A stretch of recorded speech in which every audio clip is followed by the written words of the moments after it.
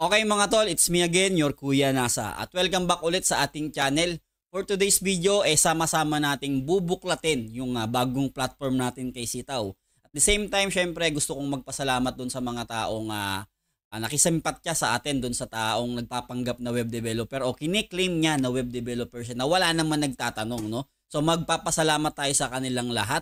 At syempre itatama rin natin yung mga maling reviews natin kasi talagang ako naman sinabi ko lang na sa makatuwid bawal na yung 150 na products kasi nga sa makatuwid parang na logically parang sa akin hindi ko nakukunin yun kasi nga syempre ang mahal bigla nung product parang mapapamahal yung mga customers natin, no? Pero yung yung price nung product natin is sabihin na natin 149.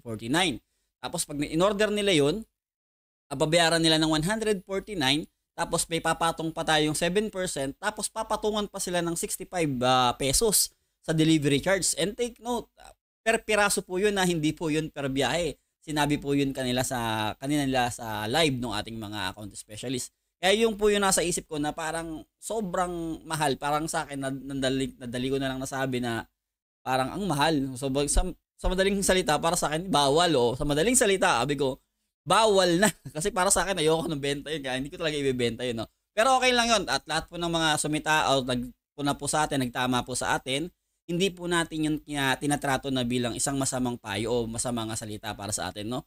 Ang lahat po ng mga taong nagko-correct sa akin sa video ko na kung may meron pa akong mga nasabing informasyon na hindi po tama, ako po ay tumatanggap ng lahat ng mga pagtatama po ninyo.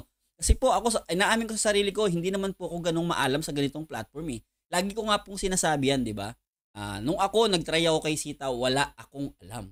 Lumakas lang ako ng lumakas at dumating na ako sa point na unstoppable na yung confident ko sa sarili ko kasi nga syempre ang dami kong natuklasan eh. Kumbaga sa akin bilang tao from nothing to something, talagang nag-gain ako ng confident para sa sarili ko na yun yung ginamit ko kung bakit ako nasa harapan ninyo ngayon, no? At the same time, biruin nyo, isang tambay ko sumasagot na sa mga web developer. Diba? Sa mga crypto gurus, yan, nakikipagsagutan din ako dyan before, gumawa rin ako ng komento sa kanila. Kung saan, hindi naman natin pinagmamalaki yun. Kumbaga, para sa atin is mangangatwira na tayo kasi at the same time hindi naman na tayo nag-iisa ngayon na sumasagot eh, no? Kagaya nga ng sinabi sa previous video ko, isang ganyan lang natin.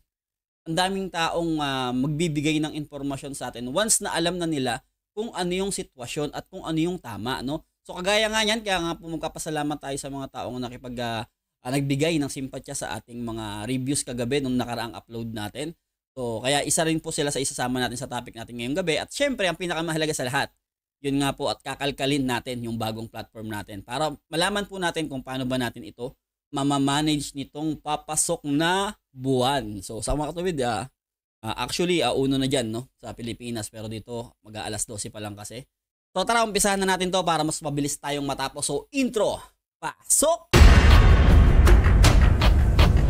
At syempre siya nga pala, isisingit na rin natin yung mga nagre-request talaga kasi ng reviews daw kay Shop2You, no? So bibigyan ko na kayo ng reviews dito para malaman nyo na talaga kung ano ba yung para sa amin, no? Para at least kahit pa no, makatulong kami. Ibibigay ko pong reviews dito is bilang seller Wala po akong kikilingan na kahit na ano rito. So, yung sa akin neutral lang bilang isang seller, okay? So, pa-rewatch na lang nung videos para at least ma-inform din kayo kung ano yung naging topic natin. Ayun. And we actually have different videos din naman from our different sellers there na tumutulong kagaya nila Sir Nasa Asan. Ayan. They are very credited naman din. Okay lang ba shoutout sila? Sige. Kasi actually si Sir Nasa Asan, isa siya sa sellers ko in which isa din siya sa partner ni Sir Ed sa partner program. Hello sir. Pero there's Shoutout one sa seller iyo. here na nagreklamo about his video about misleading daw yung information na nililist. Okay. So actually naman yung mga ganong videos naman is ina-address niya naman yun. If ever man, like kasi from time to time gusto niya before siya mag-release is like may makakausap muna siya from dito para at least ma-verify niya yung videos na yun. Ano? Okay, so let's sum up our live. So do you have anything to say to your sellers and to your affiliates? And to okay mga tol, nandito na tayo sa ating store sa Sitaw, no? So, open natin. Kung mapapansin nyo, meron tayong 221 which is hindi na ako nag-pick up ng mga order ngayong buwan na to kasi ang priority na natin is yung papasok na buwan, no? Pero kagabi, nag-upload ako na nakita nyo naman na yung in-upload ko o in-accumulate ko kagabi is for 31 na yon, no? So August 31 meron pa rin tayong in-accumulate na product na 22 orders, 20 orders, sorry, no? So ngayon, naglambing na naman si Sitaw, matatapos na lang yung season. Pero syempre, dahil nga ang priority na natin is yung next month, hindi ko na po pipick upin tong mga to. So, antayin ko na lang po na mag-12 dito.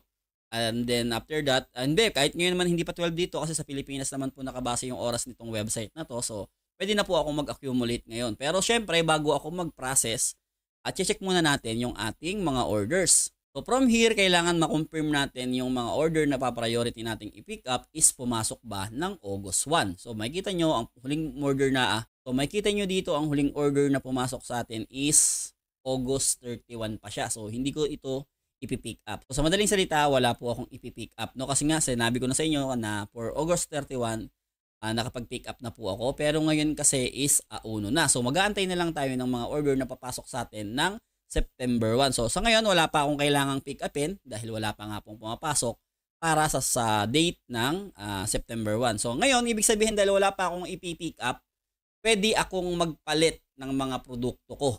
Okay? Para kahit paano magkaroon ako ng mga updated na presyo dito sa aking shop. Pero actually kanina, punta tayo sa ating mga products. Actually kanina nakapag-delete na ako. So alam niyo naman na lagi akong naka-open ng 10 products lang. So yung mga presyo na yan is okay naman yan. Puro makikita nyo yan, puro 7% lang yung ating mga produkto, no? Puro hindi tayo masyadong naghangad. Kasi syempre bagong update na naman to, kailangan nating testingin talaga kung magkano yung o kung paano yung boost ng order.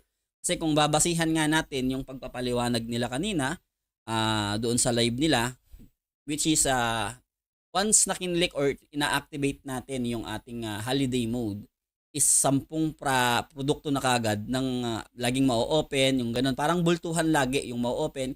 Ngayon, once na maubos na natin yung ating mga holiday mode, wala na tayong option. Kumbaga, hindi na talaga tayo makakapag holiday mode, which is laging open yung shop natin. Well, wala namang mali doon kasi nakikita nyo naman sa akin na always naman na simula nung nahubos ko yung holiday mode ko, hindi naman ako nagsara ng shop, no? Lagi na lang nakasampung open yan, pero hindi naman tayo nawala sa processing rate natin, which is na proseso naman natin ng maayos o na-execute naman natin ng maayos yung August, no? Kaya ngayon, ang gagawin na lang natin dito is mag-check tayo ng panibagong produkto para naman meron tayong para meron tayong idea, di ba? O meron tayong mga bagong produkto na updated yung presyo. So tara, medyo ikakat-kat ko na lang to para hindi na masyadong kumain ng oras, okay? Siyempre, ang first step natin dito, product warehouse tayo pupunta. Tapos from product warehouse, kailangan nating maghanap ng ating mga catalog. So dito tayo maghahanap pero syempre wala tayong idea, filter natin yan. So kapag nandito na tayo, kailangan nating mamili ng category, syempre. So anong paborito ko dito is yung mga damit. No? So ito yung napili natin, sports skirts and pants. No? So tapos all na natin yan, wag muna tayo maghangad ng ibang mga percentage. Pero pwede rin, click na natin tong 7% kasi yun naman yung hinahanap natin. No? So filter lang, yan, lumabas na. So 4 lang. So kung mapapansin nyo rito yung ating unit price, kumbaga ito yung unit price na to, ito yung babayaran ng customer, 263.22. So yung purchasing price natin is 246. So check nga natin kung tama yung presyo niyan. So dito no. So 246 plus 7%. So yun nga 263.22, no? 263.22. So ibig sabihin goods to, no? 263. Pwede natin i-click tong lahat, tong 4 na to.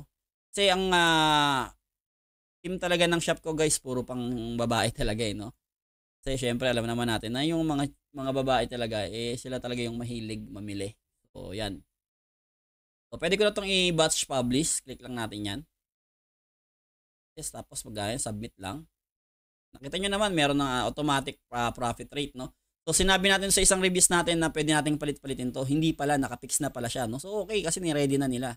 So ito kaya ang ibig sabihin ng mga rules, no? Siguro lahat yun, pag hindi natin na-meet yung processing rate natin, so yun, dun tayo siguro magiging mapapanish, no? Pero mamaya tignan natin kung silip ulit natin siya, no? So next, dahil meron na tayo dito sa sport and skirt pants, so yun, sports t-shirts, yung medyo mahina lang pala yung internet natin. So dito marami tayong pagpipilian, kaya puro panlalaki na to, men. Okay mga tol, magbubura na lang tayo ng mga product, no? Kasi chinek ko yung mga pangalan nito, so hindi siya visible dun. Yung iba hindi visible sa warehouse. So ngayon, palitan na lang natin siguro yung mga hindi visible, okay? So delete So, cut-cut ko na lang to para medyo mabilis. Basta magdi-delete lang tayo ng mga product na hindi natin makita sa warehouse. Kasi sinesearch ko yung pangalan nila. So, merong mga visible, merong hindi. So, ayun mga tol, tinry natin magbura, no? Ng isang product pero hindi na tayo makapagbura. So, may lumalabas dito na notification na hindi tayo pwedeng bumaba sa 10 produkto. So, ang minimum na talaga ngayon is 10. So, isa pa na try natin ulit sa number 7. Delete natin to. Hindi na mabubura. Ayaw na yun, may lumalabas dito. Not be less than 10 per. Not be less than 10, no? So, yun, ang minimum natin ngayon is 10 talaga. Bakit ko binubura yun? Kasi nga hindi ko nga makita dun sa warehouse. Siguro nag-update na siya or iniba na yung pangalan nito. Kaya gusto ko sana siyang burahin. So, natin ito pa yung iba. Kasi yung iba binura ko na. Ito meron din, no? Diba? So, 8. 7 pa lang ang may problema. So, 7. Okay, meron din to. So, yung pang 10, meron din. Okay? So, okay mga tol. Nakapag-update na tayo ng ating mga produkto. So, yung mga product natin na hindi na visible dun sa warehouse kasi baka nag-update sila ng mga produkto nga, di ba? Pwedeng yung mga product natin dati is nagpalit na ng pangalan or pwedeng naubos na yung stock nila or baka pinull out na ng mga warehouse. So, di ba? Hindi natin masabi. Basta hindi na sila visible sa warehouse na dating visible naman. So, ang ginawa ko, lahat ng mga sinerch ko na hindi na visible sa warehouse is dinilit ko na. Binura ko na silang lahat tapos pinalitan ko sila ng mga bagong updated. Kagaya nga nito, i-click lang natin to, makikita nyo naman na ito yung isa sa mga produkto natin. Once na kinapin nyo yung pangalan yan, napakadali lang i-search nito. Try nyo na lang po kung meron din sa inyong sa mga mobiles po natin kung pwede rin yung ganitong klase ng mechanics, no?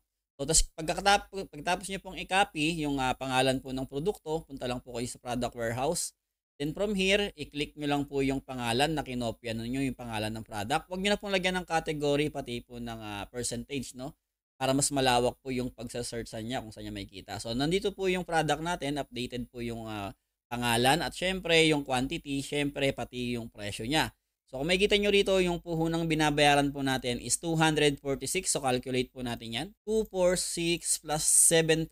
Syempre, yun lang naman po yung markup na pinopunteriya natin, no? So 263.22. 263.22. So pag pumunta po tayo sa ating product, ito po, pag kinlik po natin itong edit na yan, so scroll down lang po tayo, so makikita po natin yung updated price dito sa baba. So 263.22, 246. So updated po siya, no? Pareho po. So kaya yun lang po yung ma-advise ko sa inyo na i-check nyo pong maigi kung yung mga produkto po natin is still updated po pa sila sa ating warehouse para nang sa ganun may iwasan po natin yung conflict sa ating shop dito sa kay Sitaw, no? So lagi niyo pong tatandaan, wag niyo pong katatamaran. Dahil ito pong tindahan natin kay Sitaw is dito po tayo kumikita. Kaya dapat po i-manage natin ito ng maayos. Okay? Pahalagahan niyo po yung negosyo ninyo. Kung dito pa lang po sa Sitaw na to ay talagang matitrain po tayo bilang mga negosyante, okay? So after nito, punta po tayo sa dashboard natin, syempre. Tapos, i-check natin ulit yung mga pumasok na orders sa atin kung meron na bang mga bagong orders. So, ito yung latest order na pumasok sa atin. Click natin kung anong date yan. So, yun. Meron na pumasok tayo ngayon ng September 1. So, click natin. Siguraduhin natin kung ito bang mga product na to is yung mga bagong produkto ba natin o yung mga luma. Kasi mahirap di ba? Baka mamaya, ito yung mga binura na natin tapos ipaproseso natin. Magkakaroon po ito ng medyo conflict sa ating account. So, baka po maging unknown o baka po maging unknown po yung status niya, no? So hindi po natin gusto yun na meron po tayong hindi ma-identify na mga transaction dito sa ating shop. So ang gagawin lang po natin ulit, click lang po natin siguro ito. Yan, bawas nga. So tas copy lang po natin ulit yung pangalan ng product na to, copy. Tas balik po tayo sa shop natin. Punta po tayo dito sa ating mga products. Tapos, ang pagkakataong ito, hindi na po natin kailangan pinutin yung product warehouse. Dito na lang kasi dito na po natin nahanapin to sa shop natin. So, paste lang, tapos filter. So, makikita nyo po, isa na po siya dun sa mga produktong updated o nilagay po natin sa shop. No? Nandito na siya. So, ibig sabihin, isa na po siya sa mga paninda natin. So, ibig sabihin lang po nito, kung order na to is latest. O, kumbaga, updated siya yung mga produkto na in-order na to. Pero tatlo po ito Kailangan i-check po natin talaga to isa-isa. Parang nag-iba yung amount. Ito yun, di ba? May dalawang order na tayo. Hindi ako nagkakamali, Kailangan talasan yung mga mata nyo, mga tol, Kasi kanina napansin ko 699 tapos naging 752 to, no? So, kailangan, ito, click natin to. So, na-check na natin tong woman padded bra na to. So, click natin ulit yung isa.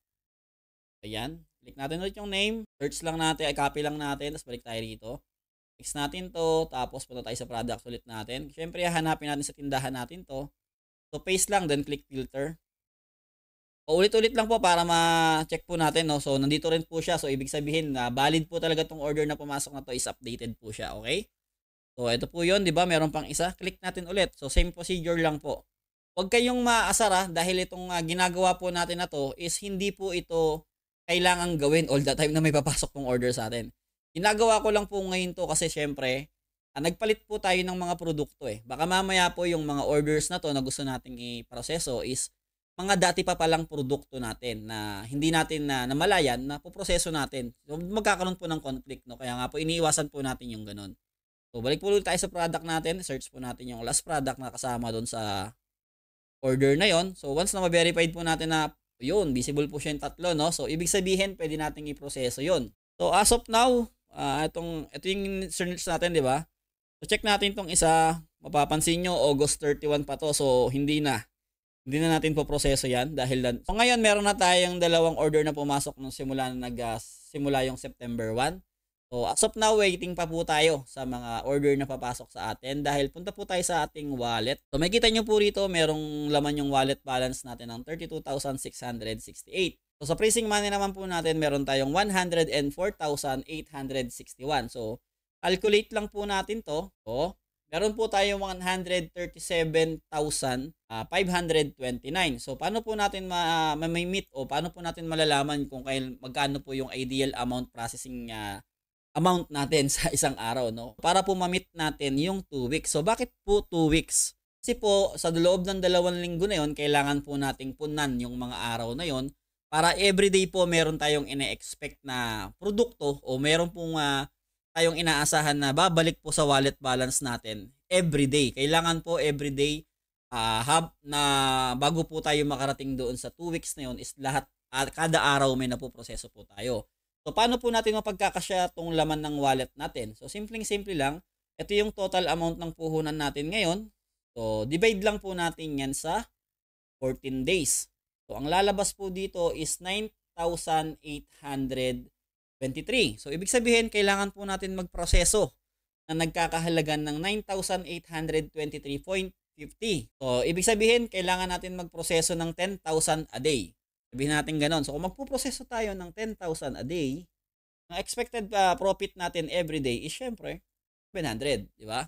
So, ibig sabihin, once na nagpuproseso ako ng nagkakahalaga ng 10,000 every day, meron akong profit na inaasahang 700 kada araw pag bumabalik sa akin yung mga orders na pinroseso ko. Okay? So, yun po yung diskarte dito. So, ang kagandahan nito, once na bumabalik na po yung mga produkto na pinroseso natin, syempre, kita tayo ng kita dyan, no? Kailangan lang po natin talaga is proper management para hindi po tayo kinakapos. So, syempre, hindi pa natin kabisado kung ano yung volume, kung gaano ba karami yung volume ng orders dito sa bagong system na to. Kasi parang sinabi nila kanina dun sa live nila na, yun nga, na ginawa nga nila to para makontrol yung pagbuhos nga ng mga order. So, ayun po, ang pinakita ko po sa inyo kung paano po, kung ano yung ideal amount ko na gagamitin o yung pang-accumulate ko everyday, kung magkano po yung expected na profit natin dahil 7% lang naman po yung tinatarget natin. Kasi ayoko pong expect ng malaki kagad na kita. Kasi syempre di pa natin alam yung sistema ngayon, bagong update na naman. So, kapa-kapa muna tayo. Ngayon, kasi kagaya nga nung nabanggit nila kanina dun sa live is, sabi nila kaya nila ginawa tong ganitong system is para maiwasan yung mga sellers na laging naka-unpublish. Kasi yun yung nagiging dahilan kung bakit daw bumubuhos yung mga orders sa ibang mga sellers na naka-online o kumbaga naka-active yung shop. Kaya sila dumadagsa yung order kasi maraming sellers ang naka-close yung shop. So, ngayon na hindi na sila pwedeng mag-close ng shop once na na-meet na nila yung 7 days sa holiday mode na yon. So, merong mga time talaga na maraming sellers na yung naka-open, no? So, ngayon, kanya-kanyang diskarte na lang tayo, kanya-kanyang tempo na lang tayo na kung kailan ba talaga magandang mag-holiday mode. So, kailangan po, ingatan po natin yung paggamit ng ating holiday mode para wala po tayong pagsisihan, no? Kasi baka mamaya sabihin nyo, sana pala hindi ko muna ginamit yung holiday mode ko. Ngayon pala dapat kasi ang daming bumubuhos na order ngayon. Siguro marami na ganon. Kailangan talaga may diskarte na to. Kailangan i-manage natin ng maayos yung shop natin. So hindi na to basta bara-bara na lang, no? Yung kagaya na dati. Once na ito maging maayos 55% processing rate na lang to. So hindi pa rin natin masabi kung magiging effective ba to na para mabawasan yung buhos ng order, no? Pero sana talaga maging maayos yung execution ng panibagong sistema ni Sitaw once na ito na yung naging talagang angkop na proseso para sa ating lahat. Ako po, di ko na talaga masabi kung saan talaga tayo aabuting mga sellers. Basta lagi lang po tayo magtitiwala sa mga devs natin, no? Yan na naman, nabanggit ko na naman yung devs na yan, mga developer na yan. Pero kasi dito yung mga, ewan ko dito, bakit paborito ako ng mga developer na yung mga nagpe-pretend na developer na yan? No, yung totoong developer, nandiyan kay Sitaw, magagaling. Gumagawa ng bagong sistema, tapos pagka kayo hindi nyo naintindihan yung sistema o nagpapanggap na lang kayo hindi nyo maintindihan yung sistema, ewan ko sa inyo kung bayad kayo ewan ko kung ano pinaglalaban nyo di ba? Sa panahon ngayon mahirap nang gawing mangmang yung tao kasi lahat tayo meron ng access sa internet. Kahit sabihin mo magboboto yan, once na marunong gumamit ng computer yan at masipag mag-research yan, kayang-kaya niyang alamin kung ano yung mga alam mo. Kaya mahirap mag-pretend ngayon mga tol, no? At maraming salamat talaga sa mga taong nakikiisa sa mga pinaglalaban natin, no? So, yun lang, lumayo na naman tayo. So, saan tayo ngayon? So, okay, singit ko na rin nga pala si Shop2You kasi marami ring nag-aantay nito, no? So, yung mga nag-aantay po ng reviews kay Shop2You, so, didiretsuhin ko na po kayo, no? As of now, magsasalita po ako bilang isang seller ni Shop2You at base po sa karanasan ko at karanasan ng grupo ko doon sa loob ng platform is hindi po kami natuwa. Yun, diretso po yung sagot ko. Hindi po kami natuwa sa karanasan namin doon sa loob ng platform. Bakit? Kasi ang naging sistema po dito, yung pagpapasok po ng pera namin is questionable na masyado. Bakit kami pinagpopondo o pinagsesend ng pera namin doon sa mga personal bank account? So, doon pa lang, kung talagang malaking company sila, dapat meron silang maayos na payment method. Kasi, syempre, company kayo, di ba? Dropshipping company kayo, e-commerce company kayo. Dapat yung pag-aayos ng mga pera na to, dapat okay, dapat maayos yung sistema. Dapat lahat ng tungkol sa pera is malinaw. Tapos wala kaming magiging problema sa pagpapasok ng pera. Well, wala naman nagiging problema pero questionable lang talaga. Bakit kailangan sa personal bank account ng tao na i-send yung pera? Okay? Pangalawa, yung tungkol pa rin sa pera. Once na kami ay magwi-withdraw ng pera namin, kailangan pa walang pendings kahit isa, which is isa ring dahilan kung bakit ako gumawa ng ganitong reviews para rin maging aware yung mga nagtatangka o nagbabalak pumasok doon sa loob ng platform. Na kung ako po yung tatanungin ninyo, hayaan nyo na lang po muna. Huwag po kayong magmadali. Kasi para po sa amin na mga nauna na, naka-experience na ng mga pangyayari doon sa loob, syempre ang pakilala po nila sa tao is e-commerce, dropshipping firm din po sila. So, syempre kaming mga naka-experience ng kagandahan dito kay Sitaw is nagtry din po kami, di ba? Para syempre mga malaman namin kung ano ba talagang meron doon sa loob ng platform. At yung mga natutunan po namin at natuklasan po namin is parang hindi namin naranasan kay Sitaw yung mga nararanasan namin sa kanila. So marami po kasi silang sinatawag na mga event pero yung event po na yon is iisa lang yung motive. Iisa lang po yung punterya. Kumbaga is mag-invite ng mag-invite. Tapos, gusto nyo palang magparami ng sellers. Bakit hindi namin nakikitaan ng advertisement yung company nyo mismo? Kung kayo gusto nyo magparami ng sellers, dapat yung company mismo ang gumagawa ng mga advertisement na yan, ipakilala yung company ninyo. Bakit hanggang ngayon, wala pa akong nakikitang bagong advertisement mula sa inyo? Kung hindi mga event lang na pinupush ninyo yung mga sellers na kagaya namin na mag-invite ng tao. And take note, meron po kayong mga sinasabihan na mga sellers na kapag hindi po sila nakapag-invite, is sila na po yung magpo-promote ng sarili nilang shop. Tama po ba yun? Sabihin nyo sa mga sellers ninyo na ako yung nagpo-promote ng shop mo, ginagastosan ko yan sa sarili kong pera, tapos pag hindi ka nakapag-invite, ikaw na mag-promote ng shop mo. Ganon, parang doon pa lang, sobrang laking X na nun, no? Kaya po, sa mga nagtatangka po, gawin nyo po kaming example na mga nauna na. So ako, hindi ko alam kung malalabas ko pa po yung pera ko doon. Talagang real talk po yan, no? Pero yung may mga nakakapag-withdraw pa naman po sa ngayon, no? Ewan ko lang kung pagtapos kong labas ng video na to, kung may makapag-withdraw pa. Kaya totoo lang, ayoko talagang gumawa na ng reviews tungkol dito. Kasi nga, ang gusto ko muna ay makalabas yung mga, syempre, yung mga inaantay nating makalabas, no? Pero sana po talaga, mailabas po nila yung pera nila At talagang magiging payo ko lang po sa inyo, kung ito pong platform na ito is legit, aabutan at aabutan nyo po ito kung talagang papasok po sila sa Pilipinas. Kaya wag po kayong magmadali kasi dyan po tayo napapahamak madalas. Kaya nga po meron ng mga nagbibideo ngayon, gumagawa po ng mga reviews tungkol sa kanila. Sila po yung gawin ninyong example. Napakarami pong taong gustong magsalita. Totoo yan. Kaya lang hindi po sila talaga yung, siguro hindi nila linya yung gumawa ng mga videos. Pero ako nandito na tayo Diba? Naumpisahan ko na rin yung paggawa ng reviews tungkol sa kanila. Kaya isasarado ko na. Sa akin po, kung ako tatanungin ninyo kung sitaw o shop to you, alam nyo na po kung ano yung sagot ko. At papayuhan ko po kayo ng maigi. Direktahin ko na po kayo na kung may balak po kayong magnegosyo tungkol dito sa platform na to, is mag-aral pa po kayo ng mas malalim. Kung talagang may papasok po sila sa Pilipinas, dapat ginawa na po nila yan. At kailangan talagang gawin nila yan. Dahil alam naman po natin pare-pareho kung gaano po kalaki yung market volume dito sa Pilipinas. Kaya nga po gustong-gusto ng mga investor na magbukas ng negosyo sa Pilipinas. Ewan ko lang kung bakit kaming mga OFW umaalis So yun lang po yung sabihin ko sa inyo kay Shop to You. Hindi ko na po open yung shop ko ron, no?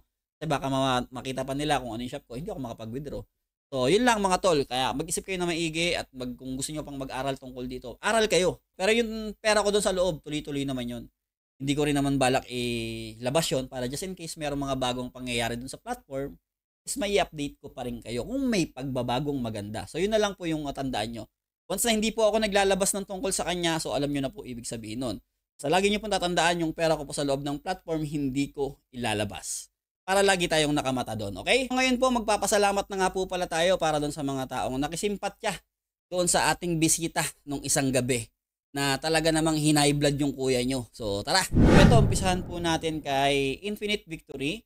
So kahit ano pa sabihin ng iba dyan, basta ako thankful na seller sa sitaw for 5 months and counting. Thank you so much for the opportunity to become financial free sitaw. So yon, shoutout sa iyo ma'am at maraming salamat po sa inyong positibong komento. No? Salamat po. So next, The Igorot Wanderers. Oy, si ma'am, shoutout po sa iyo ma'am. Kamusta? Bali-balita? Paldo na ba? So knowledge is power nga talaga. So totoong-totoo po yan. Kahit ngayon sabihin nyo kahit na hindi nakapagtapos, once na marunong po kayong gumamit ng tama sa internet, sa tamang paraan ng mga mobile phones ninyo, matututo po kayo. Kaya wag po kayong matakot mag-try sa mga ganitong makabagong mga opportunity kasi dito nyo makikilala yung mga tamang tao na kailangan nyo talaga o kakailanganin ninyo sa paglalakbay kung saan man kayo pupunta, no? So kung kayo magsimula kayo nang wala kayong sandata, parang mga mobile games lang yan. Simula kayo ng level 1 talaga. Tapos habang tumatagal yung laban, yung paglalakbay ninyo, nagle-level up kayo. Kaya nag-grow kayo, lumalakas kayo ng lumalakas. So ganun lang po yun. Okay, matatakot mag-start kayo nang wala kayong alam. Kaya nga po kami nandito Diba? Para at least meron kayong idea kung sino yung mga lalapitan ninyo. So yun lang po yun. Shoutout sa iyo, Igorot Wanderer, no? So shoutout po sa iyo, ma'am. Kumusta? So meron din naman po dito si Sir, ito nagustuhan ko yung comment talaga ni Sir kanina, no? So eto Sir, shoutout po sa iyo, Sir Eduardo Mapalo. So, shoutout sir at maraming salamat po dito sa comment mo, no? So, ang sabi ni sir is information technology, IT, is a non-stop learning. Yun, totoo yun, sir. I am DevOps engineer, sir, kuya. Backup mo ko, hehe. No worries, get ko, sinabi mo. At pa-shoutout, idol. 5-month seller ko, sitaw. Thanks. So, sir, maraming salamat po sa suporta, no, at sa pakikisimpatya po ninyo sa videos natin. Kahit na hindi ko po magawa masyadong ma-execute yung gusto kong sabihin, well, at least meron pong mga agayan ninyo na talagang nagpapatotoo po sa sinasabi ko, pinaglalaban po natin na mga sitaw seller na talagang marami po talagang mga naninira, no? So, yun, maraming salamat Sir Eduardo Mapalo. No? So, shoutout po sa inyo at mag-grow po tayong sabay-sabay lahat. So, isunod naman po natin si No Copyright. So, shoutout po sa iyo, No Copyright. So, no copyright tong video natin ha. May mga customer dyan na alam din na may ganyan at nakaranas na dyan nang wala silang order pero may parcel sila. Tapos, pag binayaran nila yung hindi naman yun ang order na sinabi ng description. Kaya sa developer na yan, alam dapat niya yan at wag magtatanong na di ko pwedeng banggitin to ma'am. So baka madali tayo, no? Kasi napaghahalataan sila. So totoo yun. Totoo yun talaga yun. Marami talagang nagpipretend na ganyan. So kaya talagang kailangan po natin magtanong. Wag po kayong mahihiyang magtanong. Kagaya po natin, no? Tayo po yung nagsimula rin naman sa wala. So, yun, talagang tanong-tanong lang at talagang keep learning talaga mga tol. Huwag kayong So, kagaya nga natin, no? Dati wala naman tayong kaalam-alam sa mga ganitong bagay, no? At kahit sabihin natin talagang hindi pa masyadong solid yung pundasyon natin at aminado naman po tayo dyan. Kaya kanina, napag-usapan po tayo sa live ng Sitaw, so nahagip po yung pangalan natin. Kaya inilagay ko na po dyan sa intro yung small clips na kumbaga kinat na natin yung mahalagang parte lang na napag-usapan nila tayo. No? So meron kasing nag-report doon, nag-comment si Ma'am Abby Alvarez ba yun? Abby Alvarez, no? Kinoment niya ron na may sablay nga dun sa updates na ginawa natin nung bago pa lang yung update. So yung ano kasi na yun, update na yun, okay lang yun kasi kumbaga once na inilabas naman talaga nung mga account specialist kung ano talaga yung updates, doon pa lang naman mag-start yun. So pwede nating cambio yun o pwede nating baguhin, i-update ulit kagaya ng ginawa natin ngayon, no? So wag lang tayong maglalabas ng hindi totoong sistema doon sa platform ng Sitaw. Yun po yung makakasama. Pero yung sa mga updates na mangyayari, ibigay nyo po yung sarili ninyong pagkakaintindi. Wala naman po akong nakikitang mali ron kasi hindi pa naman po active yung update na inilabas na yun. No? So kung kayo po hindi nyo po nagustuhan yung update na inilabas ko ron, kagaya nga nila sir, kinokorek nila ako dito. So wala pong problema yun. Pwede nyo po akong i-comment dyan at lahat po ng correction na ibibigay nyo sa akin, tatanggapin ko po yan ng maluwag sa kalooban ko bilang sangkap para po ako ay maging ganap na matagumpay na tao sa ganitong klase ng mga negosyo, no? So, wala pong problema doon, ma'am, at lagi nyo pong tatandaan na handang-handa po akong matuto. Kaya, kagaya nga po sinabi ng account specialist ko dyan sa intro, sa video na yan na nakita nyo naman, sabi niya po dyan, lahat po ng video na inilalabas ko tungkol sa system ni Sitaw is inilalapit ko po sa kanya at meron pa pong 2 tao akong pinagtatanungan bukod sa kanya bago ko po ilabas yan. So, ibig sabihin nyo, mga informasyon po na inilalabas ko tungkol sa system ni Sitaw is 3 tao po yung binagdaanan yan bago ko po ilabas yan, no? Kaya maraming salamat po at dahil dun sa comment na yon is napansin din ako, napag-usapan tayo, biruin nyo, sino ba naman ako? Mga tol, nakita nyo naman yung subscriber ko, kabago-bago ko lang, di ba? Pero ngayon, nakakarating na tayo sa live ng Sitaw na pag-uusapan na tayo doon. Dahil tayo ay nag-take tayo ng risk. So marami ng tao nakakakilala sa atin. At thank you. Maraming salamat po sa lahat ng suporta ninyo. So, kaya ako po ay nandito, hindi po ako mapapagod na mag-grow. Ay sabihin yung marami pa pong kapalpakan ang mangyari sa akin, tatanggapin ko pong lahat yan bilang sangkap ng paglalakbay at mas lalo po tayong tumibay. So yun lang po, no? Kaya kayo, huwag kayong magdadalawang isip na madapa. So yun lang po, siguro okay na muna yung updates natin doon. At kung ano pa man yung mga susunod nating updates tungkol dito kay Sitaw, kita-kits na lang tayo sa mga ibang araw. So sana nakapagbigay ulit ako ng informasyon sa inyo kahit papano. So kita-kits na lang tayo sa susunod nating updates. Sitaw!